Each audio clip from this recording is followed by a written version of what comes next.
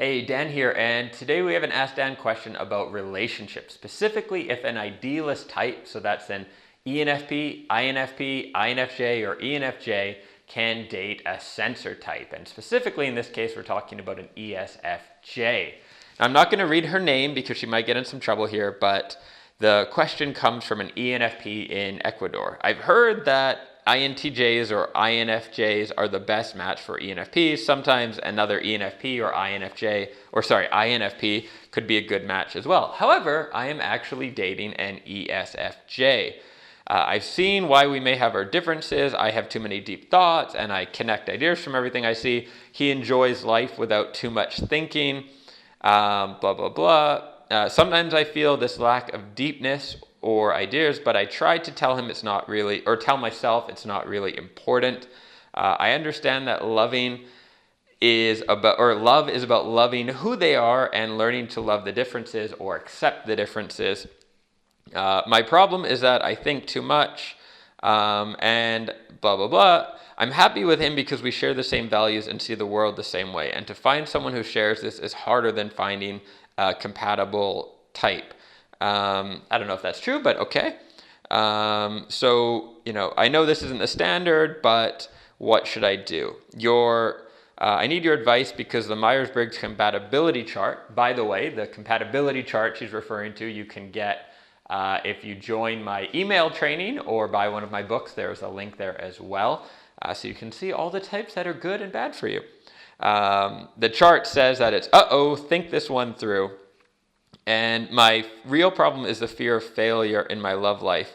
So there's a lot to unpack with this question. And what I would start with is this aspect of accept someone for who they are. And this is such a tough topic because on one hand, I think a lot of, especially my generation, I'm 33, the sort of 35 and younger maybe, because of the internet, online dating and all this, we have so many choices. I think very few people from my generation accept people and know how to build a proper, healthy relationship, or at least less and less people know how to do that. So you're completely right. Accepting someone and loving them for their differences and faults is really important.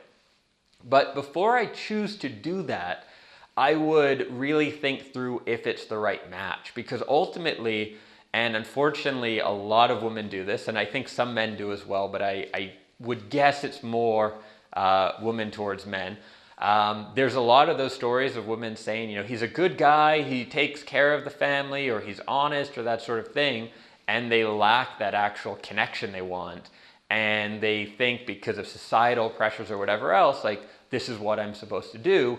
And I don't think that's a good recipe for 20 years out from now when you look back and look at kind of the decision you made. So before you choose to love someone for their differences and accept all their faults, I would really spend some time thinking about if that is the right person to invest that love for, right?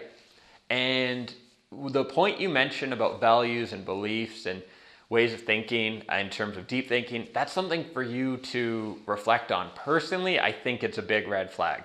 The sensor types, if you like talking about big picture stuff, theories and all this, and you like, I don't know if you're a funny person, but if you're funny and you're dating someone who isn't funny, all this sort of thing initially you can probably look past. But my hunch is once you have kids, once you settle down, you spend more and more time with your spouse and less time with your friends. So to me, it's really important that that partner be someone that I could also really enjoy hanging out with and spending time with. Because early on, it's very easy to balance that out and spend a lot of time with your friends who maybe you're more compatible with in terms of discussions. Long term, I don't know if you have that level of freedom of time, right? So my personal take, and I don't want to be responsible here for some heartbreak, but I'm okay with that too, is it's probably a bad call, or at the very least, it's something to really reflect on. Because in your own message, just in how you wrote it, I do get the sense that you're not even necessarily fully satisfied now, let alone in the future, and you're trying to force it because you think it's the right thing to do. You talk about values and you're from Latin America, so I'm guessing religion and family values plays into it. I could be totally wrong though.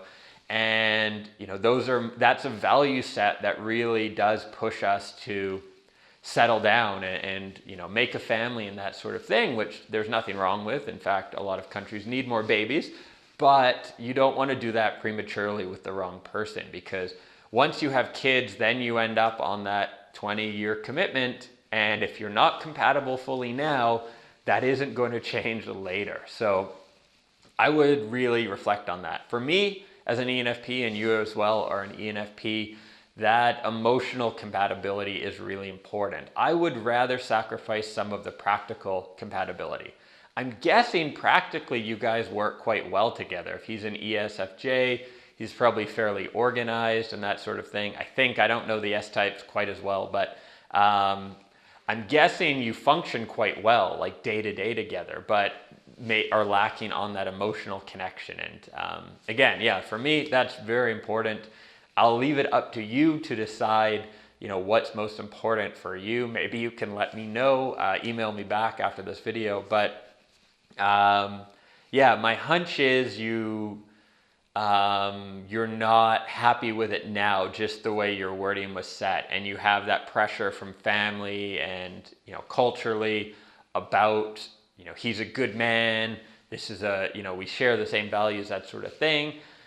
And as an ENFP, I don't know if you're going to be able to get through your whole life on that. And you're going to likely evolve a lot over your lifetime, where that's just the way of the ENFP. We're always exploring and challenging things and often changing, kind of reinventing ourselves. And there's a very good chance he won't be that same way. And so there's also a very good chance that however close you are now, you may grow apart further and further with time as well. So it won't even be the same. It could get worse. There's also a chance I'm totally wrong and a moron and none of this could come true. But this is just my opinion. That's what you get from Ask Dan. Very little research, very little fact checking, just me talking out of my ass. If you've enjoyed me talking out of my ass, I would encourage you to subscribe to the channel, and also you can send in your own questions if you go to dreamsaroundtheworld.com and click the Ask Dan button. And that's it. Catch you in the next video. Ciao.